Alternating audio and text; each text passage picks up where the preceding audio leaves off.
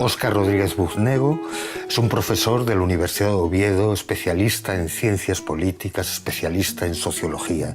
Con él hablamos de esas muchas Asturias que buscan un relato convincente, político, social, y analizamos diversos aspectos de nuestra singularidad, de nuestra rareza, si quieren, de nuestra manera de estar en el mundo.